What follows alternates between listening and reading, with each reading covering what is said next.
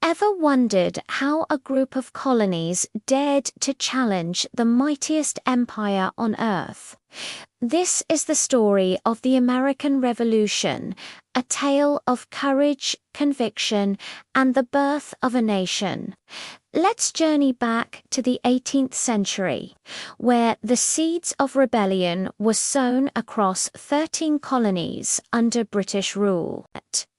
For over a century, these colonies had been developing their own unique identities, thousands of miles away from their king and parliament. But in the mid-1700s, everything began to change.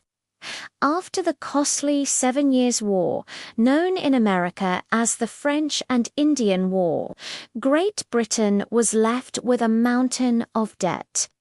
To refill its coffers, London turned its eyes to the American colonies. The British government began imposing a series of taxes: the Sugar Act, the Stamp Act, the Townshend Acts. Each one was a new burden placed on the colonists without their consent.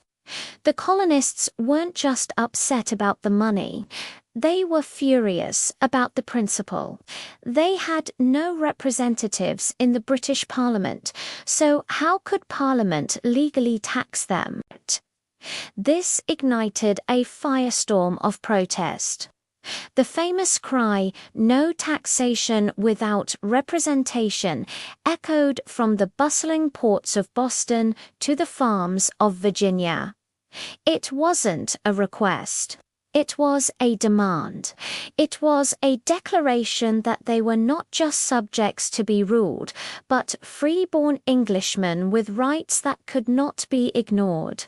Tensions escalated. Events like the Boston Massacre, where British soldiers fired on a crowd of colonists.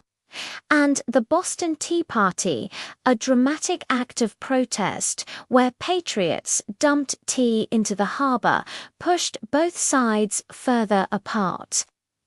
The British responded with even harsher measures, known as the Intolerable Acts, which only served to unite the colonies in their opposition. In 1774, delegates from 12 of the 13 colonies met in Philadelphia for the First Continental Congress. They weren't calling for independence yet, but they were organized and determined to resist British overreach. They sent a petition to King George III, hoping for a peaceful resolution, but also called for a boycott of British goods. The stage was set for a conflict. The first shots were fired in April 1775 at Lexington and Concord in Massachusetts. British troops marched to seize colonial military supplies, but they were met by local militiamen, the Minutemen, ready to defend their homes and their rights at a moment's notice. The shot heard round the world had been fired. The war had begun. Even after blood was shed, many still hoped for reconciliation. But as the fighting continued, the sentiment for a complete break grew stronger.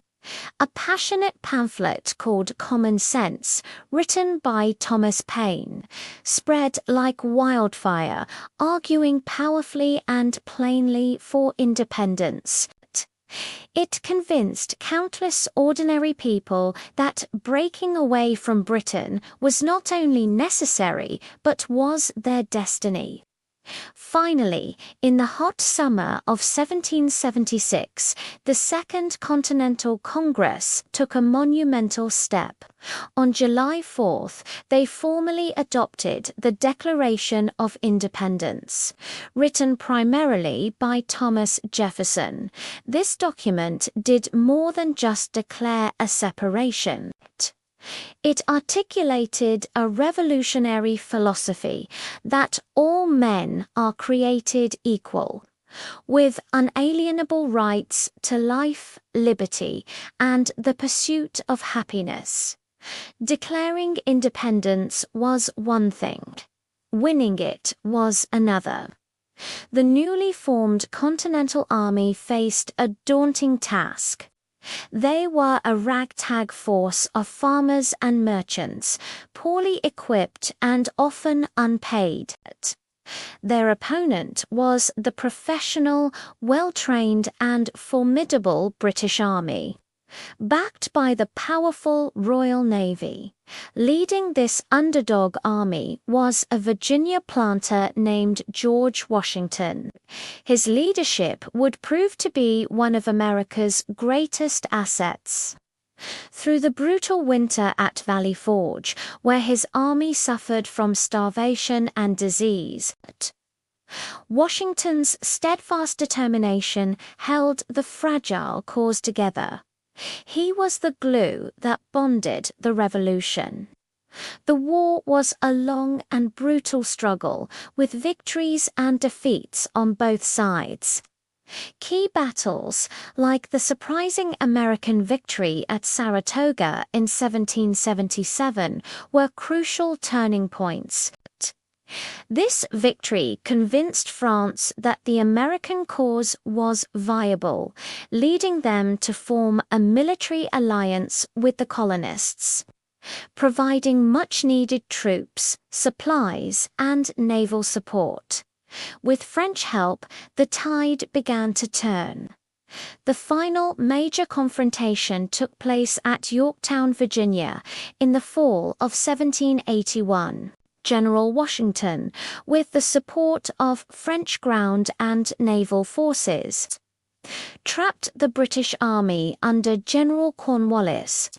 Surrounded on all sides and cut off from escape, Cornwallis had no choice but to surrender.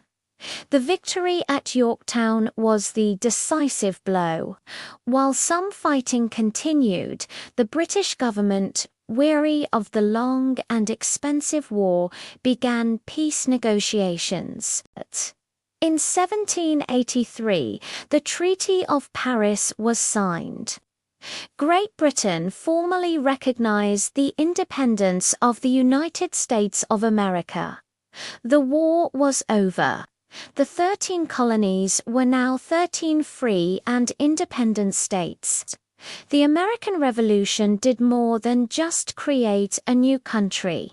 It championed the idea that government should be by the consent of the governed. It was an experiment in liberty that would inspire countless others around the world for centuries to come. The struggle was immense, but the prize was a new nation, founded on the promise of freedom. Thank you for joining us on this journey through the American Revolution. If you found this story inspiring, please give this video a like, and don't forget to subscribe for more deep dives into the moments that shaped our world. We'll see you in the next one.